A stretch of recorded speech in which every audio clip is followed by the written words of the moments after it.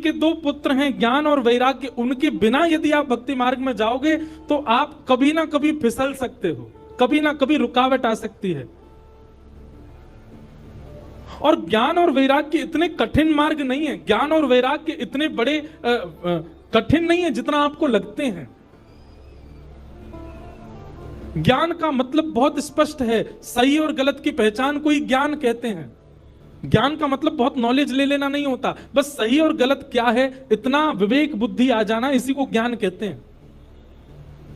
और वैराग्य का मतलब सब छोड़ देना नहीं होता, वैराग्य का मतलब सबसे विरक्त हो जाना नहीं होता, वैराग्य का मतलब सबके बीच रहते हुए भी उसके प्रति आसक्ति ना होना, उसको वैराग्य कहते हैं।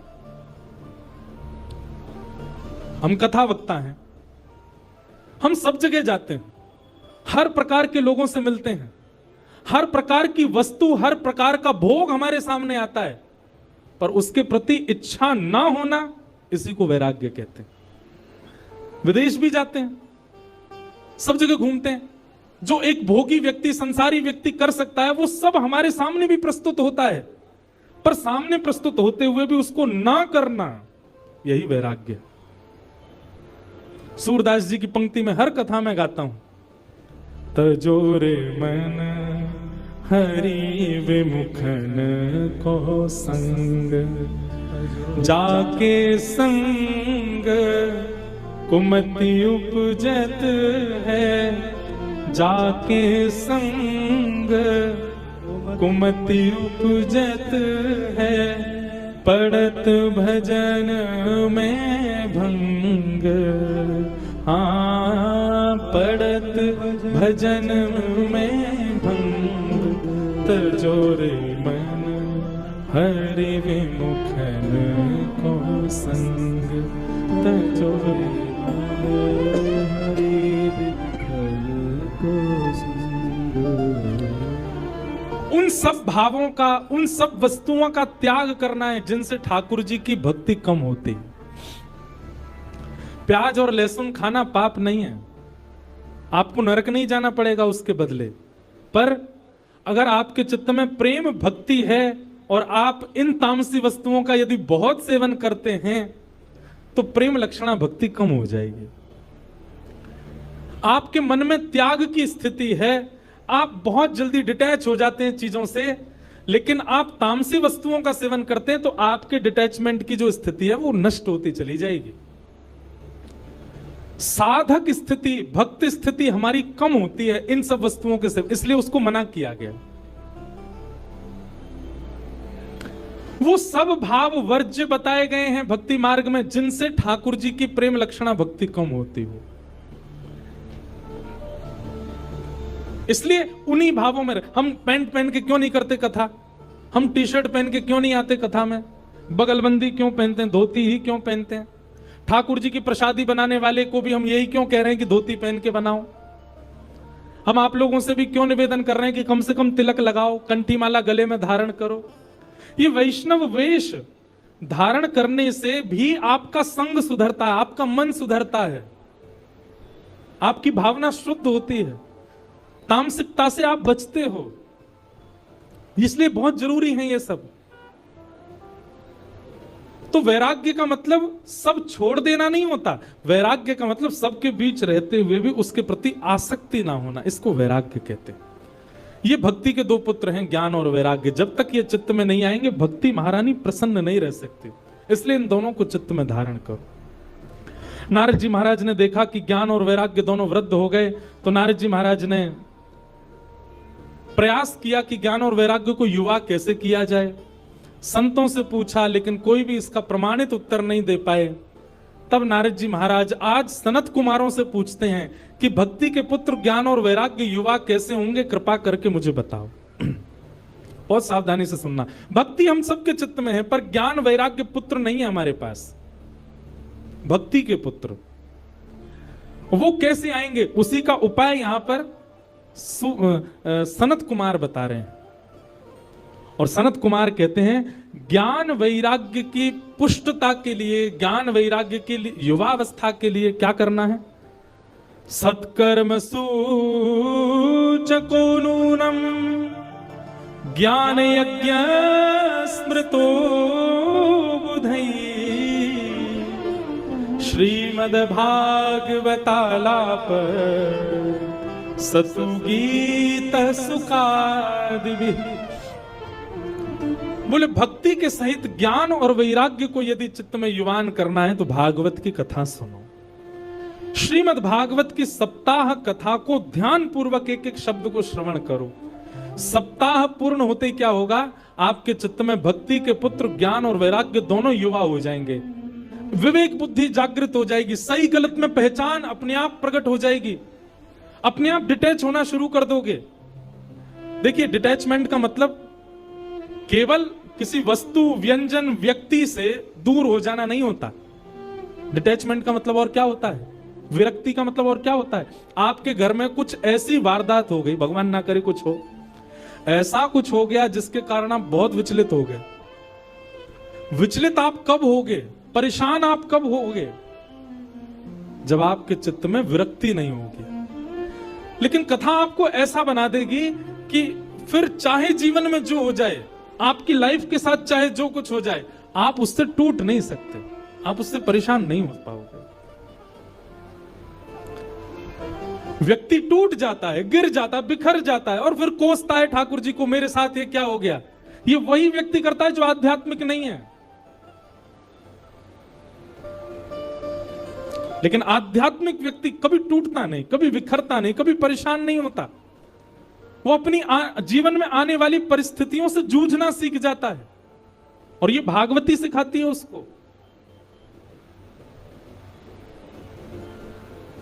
सुदामा जी महाराज के जीवन में नहीं आई थी, बहुत विषम परिस्थितियां आई। मीराबाई के जीवन में नहीं आई, बहुत विषम परिस्थितियां आई। अरे कहां तक कहें, जिस पति से विवाह हुआ मीराबाई का, बस वे ही एक सपोर्टर थे उनके ससुराल पक्ष में, और कोई सपोर्ट नहीं करता था मीराबाई को। वे भी कुछ महीनों बाद ही भगवत धाम चले गए, अकेली मीराबाई रह गई अपने परिवार में। लेकिन फिर भी कभी टूटी नहीं मीराबाई, अपने ठाकुर जी की भक्ति करती हैं। राणा ने, उनके देवर ने जब राजपाट संभाला मेवाड़ का, तो मीराबाई के लिए बोले कि ये बहुत चरणामृत पीती है, इसको विष पिला दो। विष भेज दिया, विष तक पान किया। ठाकुर जी को हरण करवाने के लिए ना जाने क्या क्या किया। मीराबाई के चरित्र पर, मीराबाई के उनके स्वभाव पर, उनके चरित्र पर उंगली उठाने के लिए मन चले लोगों तक को भेजा उनके कक्ष में, पर मीराबाई कभी टूटी नहीं, लड़ती रही, क्योंकि उनका विश्वास प्रगाढ़ है। उनकी भक्ति इतनी चित्त में जागृत हो चुकी है कि वो इन सब परिस्थितियों से परेशान नहीं होते। एक बात कहें, साधक की, भक्त की परेशानी ये नहीं होती कि मेरी जॉब नहीं लग रही है, या मेरे पैसे मैं इतने नहीं कमा पा रहा, बच्चे मेरी सुन नहीं रहे, या मेरे मन चाहे काम नहीं बन पा रहे। उसकी परेशानी का एक ही काम होता है, एक ही कारण होता है, क्या, वृंदावन जाने का मन हो रहा है, जा नहीं पा रहा, कथा सुनने का मन हो रहा है, मैं पहुंच नहीं पा रहा, सेवा करने की बहुत इच्छा हो रही है, पर ठाकुर जी सेवा करा नहीं रहे। उसकी यही पीड़ा रहती है। मीराबाई की पीड़ा ये नहीं है कि उनकी ननद, उनके देवर, उनकी सास, उनका पूरा परिवार उनका विपक्षी है। उनकी पीड़ा केवल यही है कि नाथ, मैं वृंदावन कब जाऊंगी, मैं आपके उस धाम का दर्शन कब करूंगी।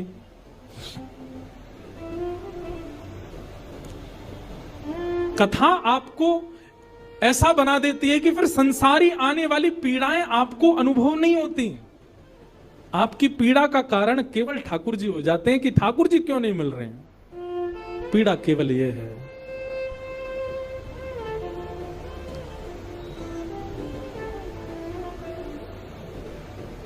मीराबाई का एक पद, वैसे तो सारे पद ही मीराबाई के बहुत अच्छे हैं, एक से एक पद है मीराबाई के। बंधुओं, कभी मीराबाई के, आज विपराग जी मुझको बोल रहे थे कि महाराज जी अगले वर्ष जब चंडीगढ़ में कथा हो, इसका मतलब अगले वर्ष भी आएंगे हम। तो आपका भाव था महाराज जी, अगले वर्ष जब कथा हो तो आप मीरा चरित्र सुनाइएगा। मीराबाई का चरित्र अब उन्होंने कहा है, बाकी तो हमारे लाल जी की इच्छा, क्या कहेंगे तो ठाकुर जी जाने। मीराबाई के बड़े सुंदर सुंदर पद हैं। मीराबाई कहती हैं, उनको कोई आके कहता तुम्हारे देवर इतना कष्ट देते हैं, तुम्हारी ननद इतना कष्ट देती है, छोड़ के चले जाओ ना इस परिवार को। मीराबाई कहती नहीं, जब तक कोई गुरुजन आज्ञा नहीं कर देंगे तब तक नहीं जाऊंगी। सहती रही मीराबाई। फिर एक दिन गोस्वामी तुलसीदास जी ने जब उनको आज्ञा की, जाके ही न राम वै देहि तजियता ही कोटि वैर सम यद्यपि परम स्नेहि। वो कितना भी स्नेही क्यों ना हो, यदि उसके चित्त में ठाकुर जी नहीं है तो उसका त्याग कर दो।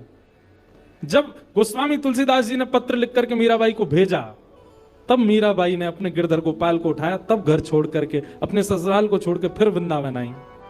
तब तक छोड़ा नहीं। मीराबाई से कोई कहता इतनी पीड़ा आपको देते हैं, आपको पीड़ा नहीं होती?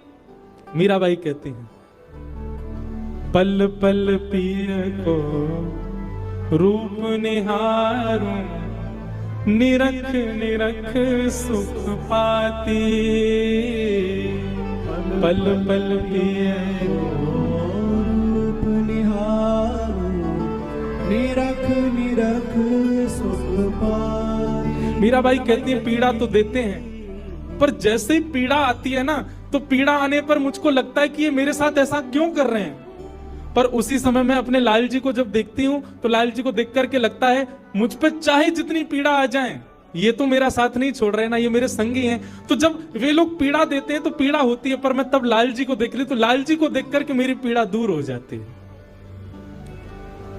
आहा, यह संसार सकल जग झूठा झूठा कुल रानाता।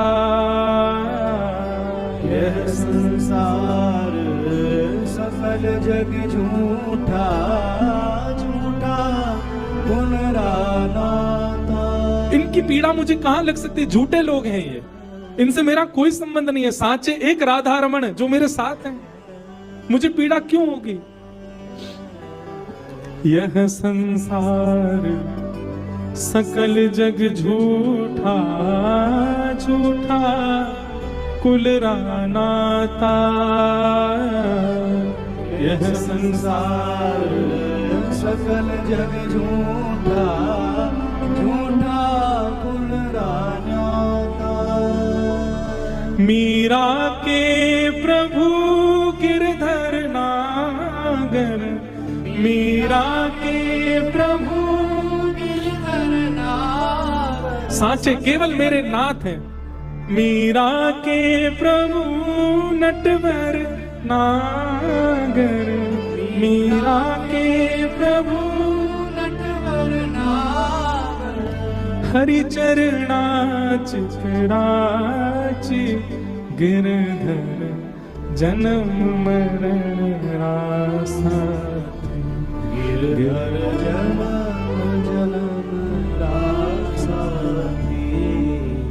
मीराबाई गा रही हैं, हम भी गाएं।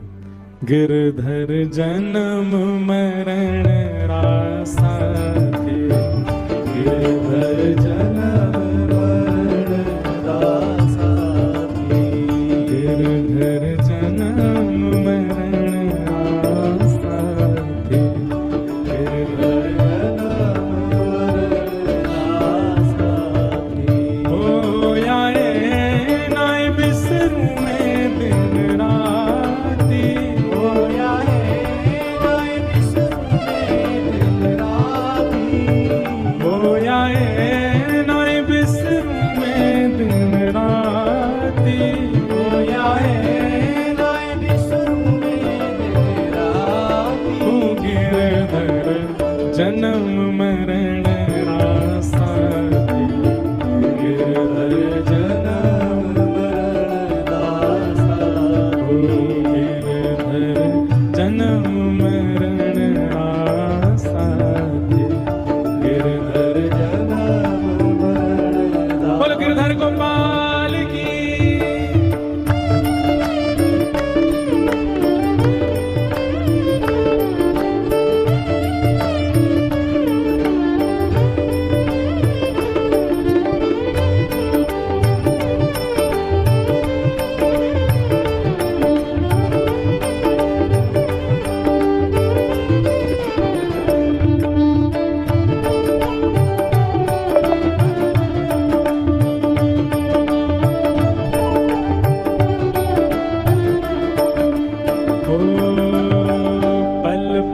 पिय को रूप निहारूं, निरख निरख सुख पाती। पल पल पिय को रूप निहारूं, निरख निरख सुख पाती। हो पल पल पिय को रूप निहारूं, निरख सुख पाती। पल पल पिय को रूप निहारूं, निरख निरख सुख पाती। दोय कर जोड़ा अरज करूं छूं, दोय कर जोड़ा अर्ज करूं छूं, दोय कर जोड़ा अरज करूं छूं, दोय कर जोड़ा अर्ज करूं छूं। सुन ली जो मारी बाती। गिरधर जन्म मरण रास्ता, गिरधर जन्म मरण रासा, गिरधर जन्म मरण रास्ता। गिरधर जन्म मरण रासा। ओ आए नाय बिसरूं मैं दिन राती। नाय बिसरूं मैं दिन राती। ओ आए नाय बिसरूं मैं दिन राती। नाय बिसरूं मैं दिन राती। गिरधर जन्म मरण रासा। गिरधर जन्म मरण रासा। करताल बजा के गाओ, बोल वृंदावन बिहारी लाल की।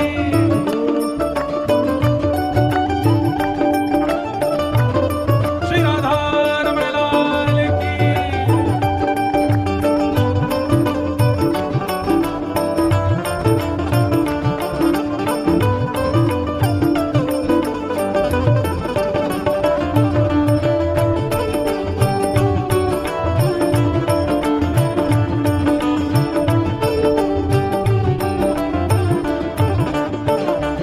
ओ यह संसार सकल जग झूठा, झूठा कुलरा नाता। यह संसार सकल जग झूठा, झूठा गुण राजा। यह संसार सकल जग झूठा, झूठा कुल नाता। यह संसार सकल जग झूठा, झूठा गुण तो साचा कौन है?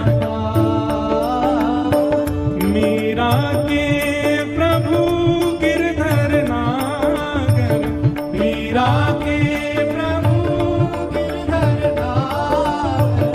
मीरा के प्रभु नटवर नागर।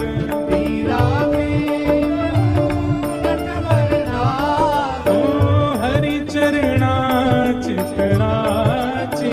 गिरधर जन्म मरण रासा। गिरधर जन्म मरण रासा।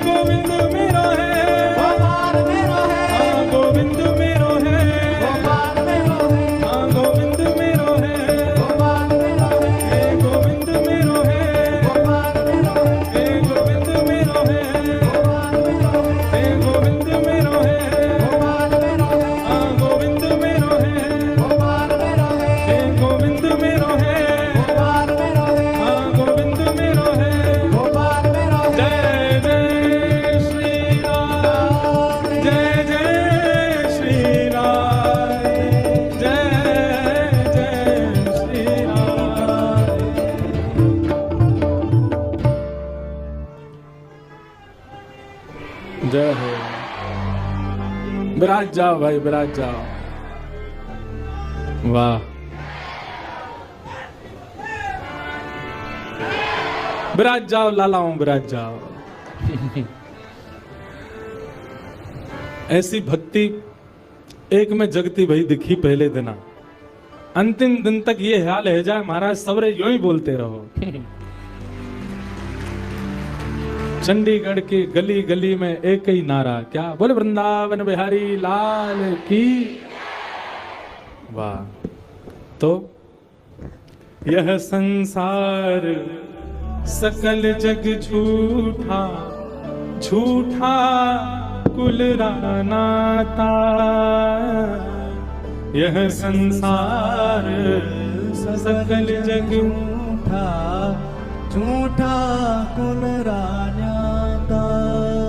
मीरा के प्रभु गिरधर नागर, मीरा के प्रभु गिरधर नागर। हरि चरणा चितराची गिरधर, जन्म मरण रासाथी गिरधर। जन्म मरण रासाथी। तो मीराबाई की सब विपरीत परिस्थिति थी, पर मीराबाई ने किसी का त्याग नहीं किया। जब किसी संत की आज्ञा हो गई तो सब छोड़ दिया। तो कथा जो है हमको कैसा बनाती है कि फिर संसार के अर्थ तो आएंगे जीवन में, लेकिन आपको अनुभव नहीं होगा उनका। अभी संसारी व्यक्ति का स्वरूप कैसा होता है कि दाल में नमक नहीं है तो वो एक ही रोटी खाएगा फिर। लेकिन आध्यात्मिक व्यक्ति का स्वरूप कैसा हो जाता है कि जैसा बना है इतना मिल जाए कि हमसे भजन ना छूटे, वो पा ही लेगा।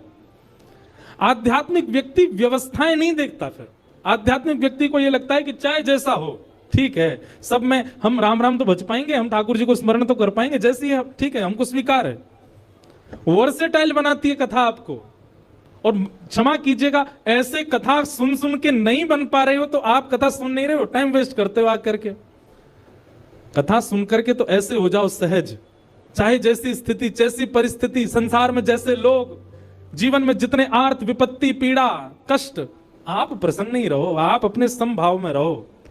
कोई दिक्कत आपको दिखनी नहीं चाहिए, होनी नहीं चाहिए। और छोटी छोटी बात पर सिर चढ़ जाता है आपका।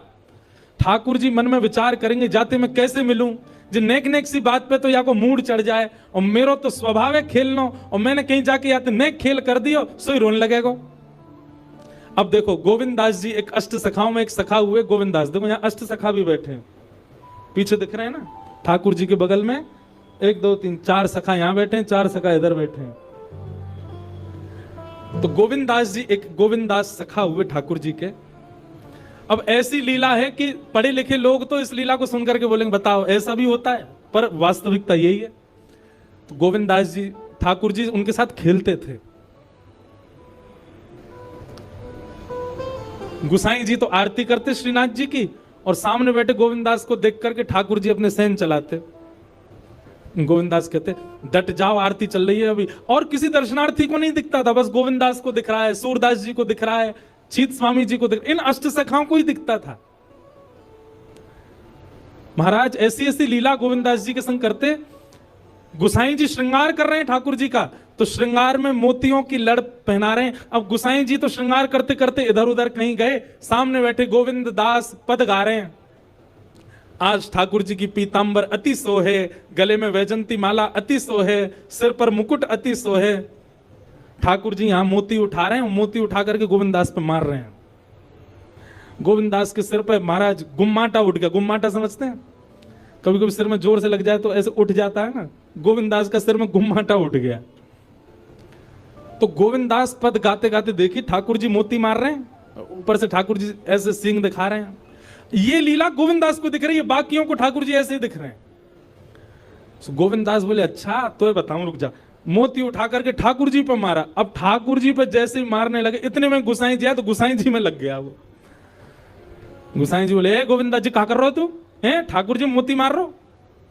गोविंद दास से हाथ धर के गए, देखो गुम्माटो उठ गो मेरो, तुम्हारो लाला मारे तब कोई बात नहीं, या समझा लो पहले बहुत मारे हमें।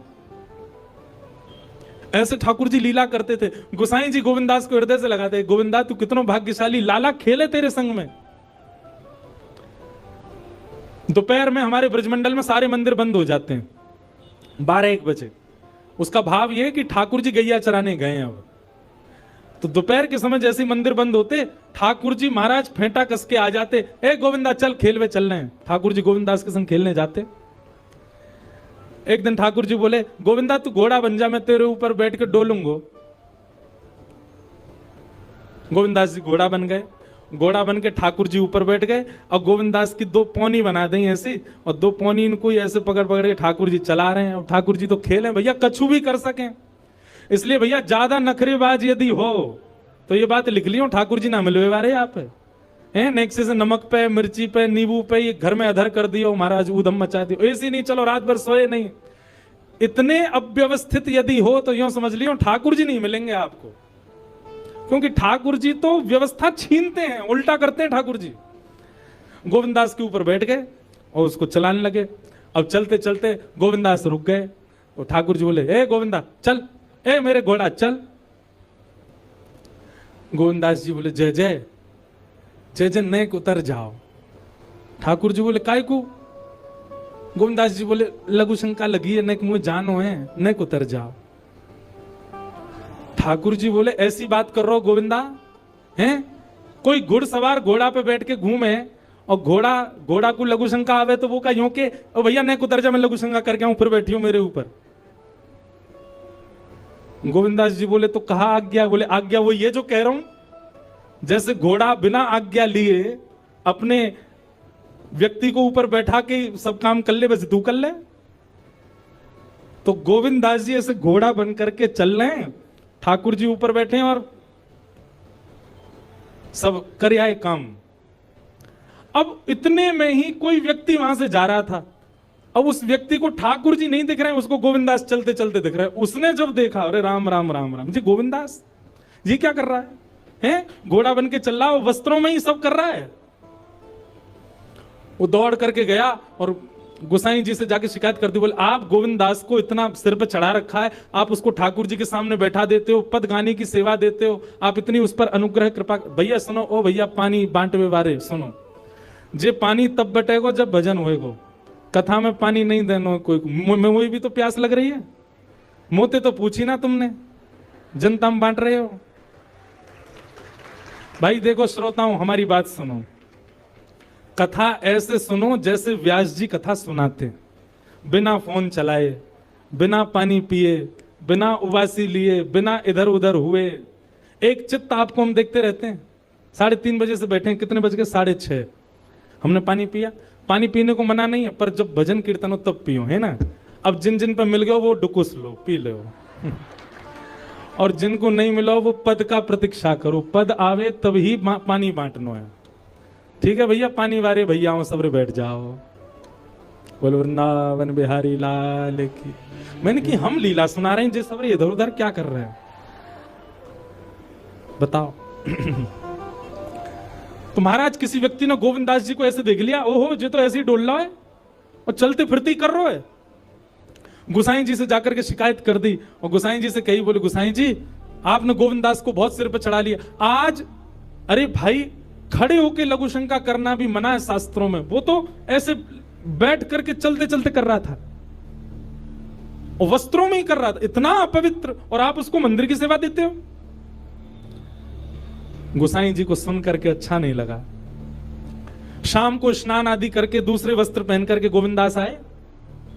आकर के आपने गोसाई जी को प्रणाम किया तो गोसाई जी ने मुंह फेर लिया। तो गोविंदास बोले, जय जय, आप नाराज हो हमसे? गोसाई जी बोले, आप आचार विचार सब भूल चुके हैं अपना। आप इस प्रकार से आज कुछ कर रहे थे, मुझे लोगों ने बताया आकर के। गोविंदास जी बोले, आपकी बात है जाए तो मैं बोलूं? बोला हाँ बोलो। बोले, मोते मत कहो, अपने लाला को समझाओ। जय हट करके बैठे, जय जिद करे, कहा करूं, कहां तक समझाऊं जाकू मैं? आज मुझको घोड़ा बना लियो और घोड़ा बना के मेरे 2 पौनी बना के ऐसे ऐसे चला रहे मोए। तब मैंने इनसे कहीं जय जने को उतर जाओ, मैंने एक लघु शंका कर आऊं, स्नान कर आऊं, फिर बैठ जाइयो। तो मोते बोले, घोड़ा को भी आज्ञा ले, तू तो मेरा घोड़ा है, ऐसी कर ले। इनकी आज्ञा सो मैंने कियो, मैंने अपनी इच्छा सो नहीं किया। नहीं, मैं क्यों करूंगा ऐसा। गोविंद दास जी की बात सुनकर के गोसाई विठलनाथ जी इतने भावुक हो गए, इतने भावुक हो गए। उस दिन गोसाई जी ने नियम बना दिया, सबको बोल दिया, बोले सुनो आज के बाद गोविंदास कुछ भी करे इसकी शिकायत हमसे मत करना। क्यों? गोविंदास अपनी इच्छा से कुछ नहीं करता, जय जय कराते हैं उससे, ठाकुर जी कराते हैं उससे, इसलिए गोविंदास की। तो ये कथा हमने क्यों सुनाई आपको? ये कथा हमने उन लोगों को सुनाई है जिनके नखरे बहुत हैं, जो देहाभिमान शून्य नहीं है, जिनका देह इतना अभिमानी हो चुका है कि उस देह के अकॉर्डिंग यदि कुछ ना मिले तो वो विचलित हो जाते हैं।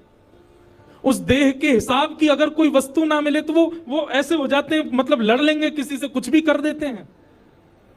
इतना ज्यादा देहाभिमानी व्यक्ति यदि हो गया, ठाकुर जी उसको नहीं मिल सकते। घर में जो बने प्रेम से पाले, जैसी व्यवस्था मिले प्रेम से सहले, जैसा व्यक्ति मिले, जैसा व्यवहार मिले, जैसा आपके साथ होवे सबको स्वीकार कर ले वे। ठाकुर जी वास्तव में, ठाकुर जी विपरीत स्थिति देख के आपको चेक करते हैं कि ये अब विचलित होगा कि नहीं। हमारा विचलन ठाकुर जी को संकेत कर देता है कि हम उनके योग्य नहीं हैं।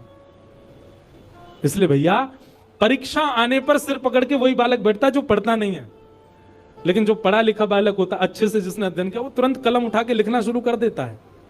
ऐसे ही आध्यात्मिक व्यक्ति है। आध्यात्मिक व्यक्ति कथाओं में जाकर के सत्संग सुनकर के वो इतना देहाभिमान शून्य हो चुका है कि जीवन में आने वाली विपरीत अवस्था रूपी परीक्षा, उसको देख करके वो सिर पे हाथ नहीं धरता, परेशान नहीं होता, उसका हल करता है, उससे निवृत्त होता है।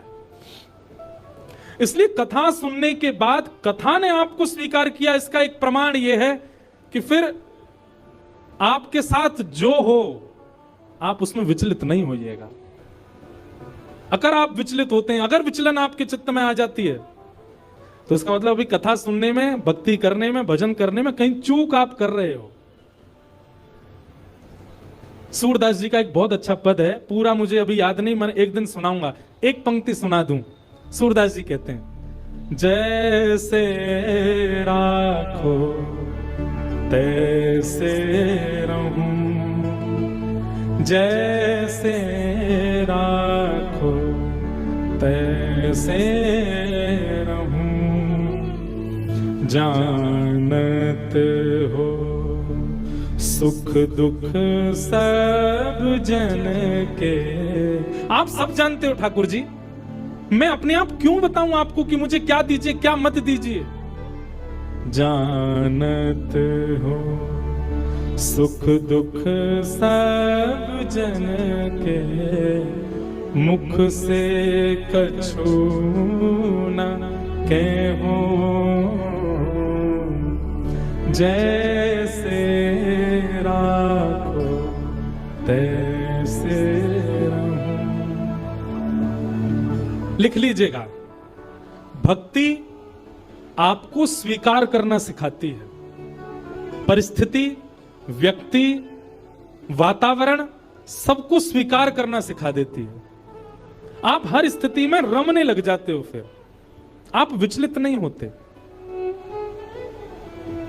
और कहीं विचलन होती है तो आपकी भक्ति में कहीं चूक है। इसलिए भैया ठाकुर जी के लायक बनो, और ठाकुर जी के लायक बनने के काजे हर प्रकार की स्थिति को सही है, सह लीजिए।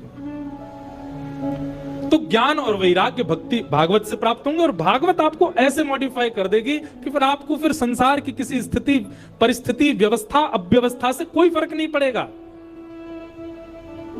आप सम हो जाओगे, हर स्थिति में प्रसन्न रहने लग जाओगे। कथा ऐसा निर्माण करेगी। तो नारद जी महाराज को कहा सनत कुमारों ने कि तुम भागवत की कथा कराओ, भागवत की कथा से ज्ञान और वैराग्य युवा हो जाएंगे। तब नारद जी ने पूछा, भागवत की कथा कैसे करानी चाहिए, कहां करानी चाहिए, किससे करानी चाहिए। तब यहां पर सनत कुमारों ने एक एक बात बताई। बोले सबसे पहले सुंदर बैठने की व्यवस्था करो, जितने ज्यादा से ज्यादा वैष्णव कथा में आ सकें उतना ज्यादा से ज्यादा प्रचार प्रसार करो। कथा कराना कैसे चाहिए सुनो, सब नियम बताएं भागवत जी ने। दूसरा, एक सुधी व्यास को ढूंढो, व्यास कैसा होना चाहिए? बोले विप्र होना चाहिए। सबसे पहली बात ब्राह्मण होना चाहिए। देखिए एक बात हम आपसे निवेदन करें, इस मंच से हम बोल सकते हैं, हम कोई जातिवाद पर नहीं बोल रहे, हम तो और बोलते हैं कथा में कि जात पात पूछे नहीं को, हरि को भजे सो हरि को हो। पर कथा कहने के लिए, कथा सुनाने के लिए वक्ता जो हो वो कम से कम विप्र हो। क्यों? क्योंकि आप यदि विप्र से कथा नहीं सुनेंगे तो कथा बहुत कुछ करती है। आपके पितरों को मुक्त करती है, आपके पितरों को निवृत्त करती है, आपके संचित पापों को नष्ट करती है। वो एक विप्र के द्वारा ही हो पाएगा, जो जनेऊ पहनता हो, जो त्रिकाल संध्या करता हो, जो शिखा धारण करता हो, जिसके अंदर विप्र के लक्षण हैं, जो वेद अध्ययन करता हो, उसी से ही आप कथा सुन सकते हैं। सबसे पहला विप्र होना चाहिए। दूसरा, व्याख्यान में कुशल होना चाहिए वक्ता। एक विषय का व्याख्यान करना जानता हो, उदाहरण देकर करके आपको समझाना जानता हो। तीसरा, धीर बुद्धि वाला होना चाहिए। कैसा भी प्रश्न कर लो सबके उत्तर देना जानता हो, ऐसा वक्ता हो। वक्ता ऐसा ढूंढिए। फिर तीसरी बात क्या बताई? बोले जितने श्रोता आए सबके लिए कुछ प्रसाद की व्यवस्था, भले ही फल बटे, भले ही मिष्ठान बटे, भले ही नमकीन बटे, कुछ भी थोड़ा बहुत सबको मिलना चाहिए। सबके प्रसाद की व्यवस्था होनी चाहिए। और कथा में जितना ज्यादा से ज्यादा हो सके भगवत चरित्र, भक्त चरित्र, वैष्णव चरित्रों का प्रसंग होना चाहिए। अब आदि आदि गुण और बताएं कि गंगा के समीप में कथा होनी चाहिए यदि श्रेष्ठ कथा हो। नहीं हो सके तो जहां आप रहते हैं वहां सुंदर स्थान ढूंढ, पर विशिष्ट कथा का नियम गंगा के तट पर, यमुना के तट पर, किसी भी सुंदर नदी के तट पर कथा का क्रम होना चाहिए। अब ये उस काल की बात है क्योंकि तब पंडाल नहीं होते थे। तब क्या होता था, गंगा के तट पर घने वृक्ष होते थे, तो वृक्षों के नीचे ही श्रोता बैठते थे, इसलिए गंगा तट को प्रधानता दी। आदि आदि ऐसे सब नियम बताए। फिर कथा सुनने वालों के नियम बताए। कथा सुनने वालों का नियम क्या है? सबसे पहला, वक्ता से पहले आकर के स्थान ग्रहण करें। दूसरा, आपस में चर्चा ना करें। तीसरा, एक आसन में बैठ करके ज्यादा देर हो सके तो कथा श्रवण करें। कभी यूं और एक आसन बताएं, उसको कहते हैं दरिद्रासन। कौन सा आसन? उसमें बैठने से व्यक्ति दरिद्र हो जाता है। ये इसको कहते हैं दरिद्रासन। मैं बैठ ही नहीं सकता ऐसे। ये हम आपके लिए बता रहे हैं, इस आसन में बैठना नहीं, इसके बढ़िया तो ऐसे बैठ लो, पर ये दोनों ऐसे हाथ करके बैठना, ये दरिद्रासन है। इससे दरिद्रता चित्त में आती है, इसलिए ऐसे नहीं बैठना। एक आसन में बैठो, सुख आसन में बैठो। जिस आसन में हम बैठे इसको कहते हैं सुख आसन। अब भाई पांव ही खराब है गए हैं, घुटने में दर्द है रो तो फिर कुछ रोगियों के लिए कोई बात नहीं, पर एक आसन में बैठ करके कथा सुनो। सोफा वाले कहेंगे हम बैठे तो हैं सोफा पे एक ही आसन में। देखो आसन कैसा होना चाहिए जिसमें आपका देह कंफर्ट में ना रहे। सोफा वाले आई एम सॉरी, कुर्सी सोफा वालों से आई एम सॉरी, महाराज जी भी सोफा पे ही बैठे, क्षमा। पर कथा कैसे सुननी चाहिए? कंफर्टेबली बैठ करके नहीं। आप जब तक इनकंफर्ट नहीं होगे तब तक वो तपी नहीं माना जाएगा। और सत्य बताएं तो कथा आपको, कथा में मन ही तब लगेगा जब आप एक आसन में एक स्थिति में बैठोगे। तो आसन शुद्ध होना चाहिए, वक्ता से पूर्व आ जाना चाहिए। वक्ता जब कहे कीर्तन करो तो सबको कीर्तन करना चाहिए। वक्ता जब बोले तब सबको शांत रहना चाहिए। दूसरी बात, तत्श्रवण प्रपठन विचारण परो भक्त्या विमुच्चेन नरः।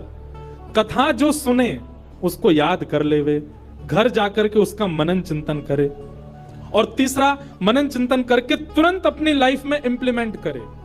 आपने कथा सुनकर के केवल सुन लिया लेकिन उसको उतारा नहीं जीवन में, तो आपका श्रोता धर्म पूर्ण नहीं होगा। इस प्रकार से श्रोता को कथा सुननी चाहिए। आदि आदि सब भाव बताए गए, कथा कैसी सुननी चाहिए, कैसे सुनानी चाहिए, सब बातों को बताते हुए यहां पर फिर सनत कुमार कहते हैं,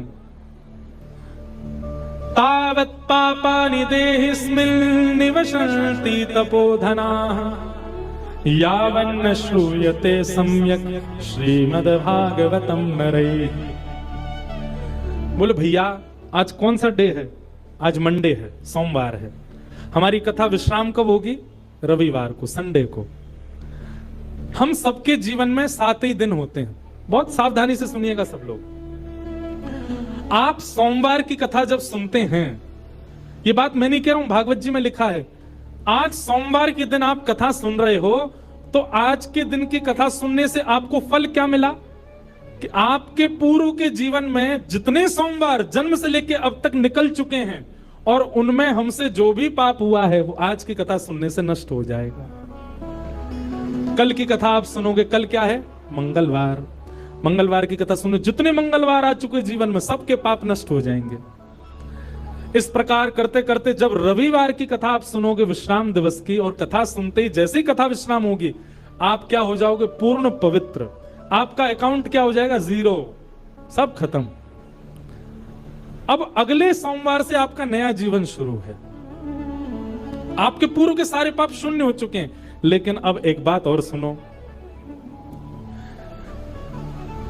यह भी कब होता है? ऐसे तो कोई भी आगे बैठ जाए कथा में, दिन भर चोर चोरी करे, शाम को कथा में आके सुन ले कथा।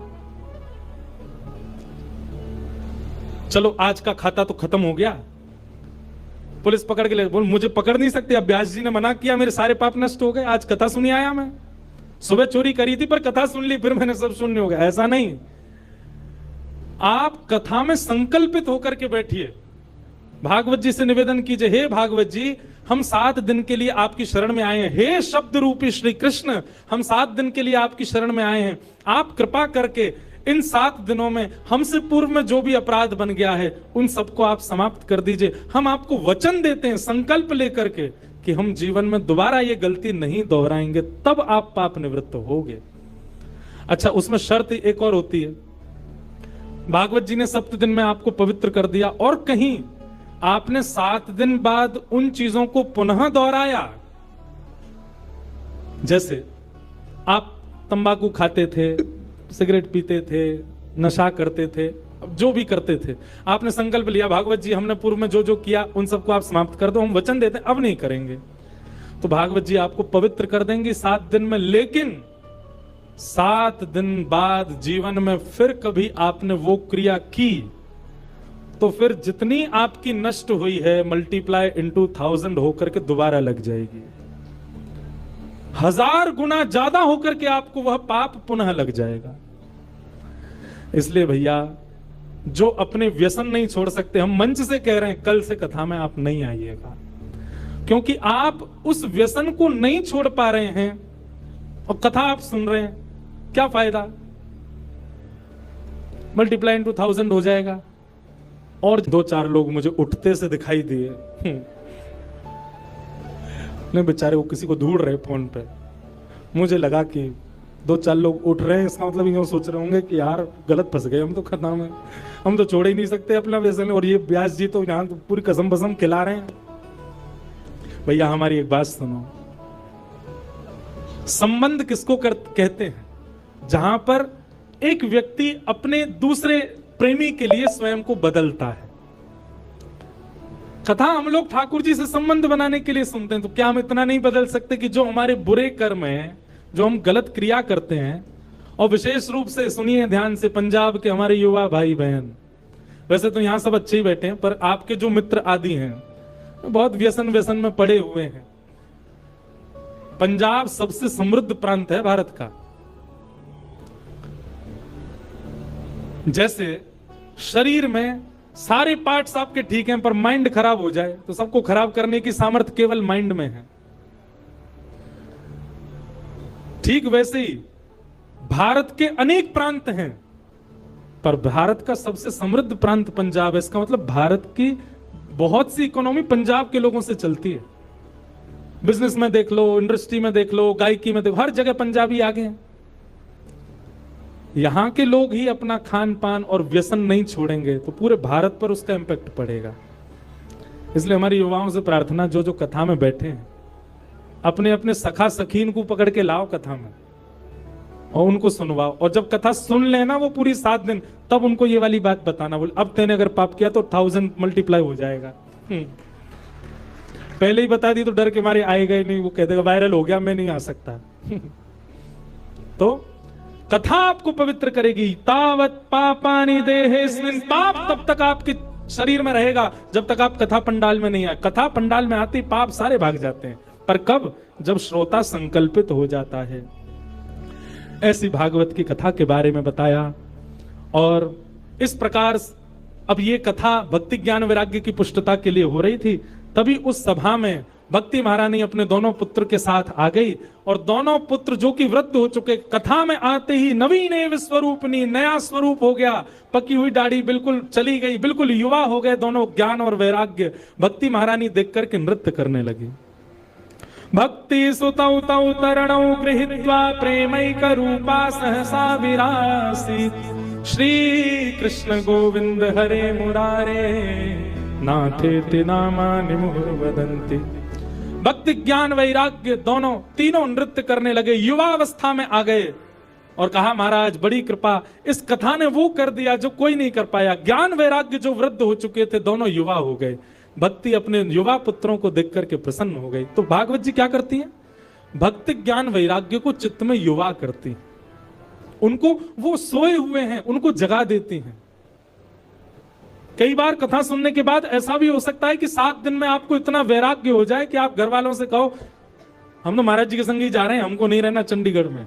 वैराग्य आ गया है चित्त में, अब नहीं रहना हमको, महाराज जी की सारी लिस्ट आ गई, कथा के पीछे चल देंगे इनके।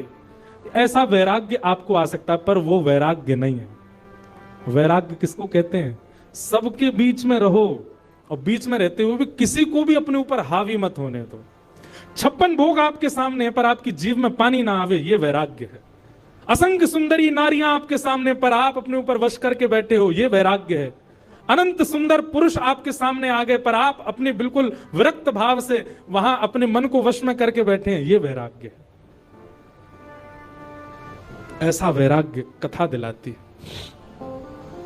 तो भक्ति ज्ञान वैराग्य पुष्ट होते हैं कथा सुनने से। इस प्रकार भागवत जी का प्रथम महात्म सत्र सुनाया गया। भागवत जी के दूसरे महात्म सत्र में धुंधुकारी की कथा बताई गई, जो कि अपने माता पिता की सुनाया गया। ऐसे महात्मा को हम बारंबार प्रणाम करते हैं। बोलो वृंदावन बिहारी लाल। बंधुओं, आज महात्मा हुआ है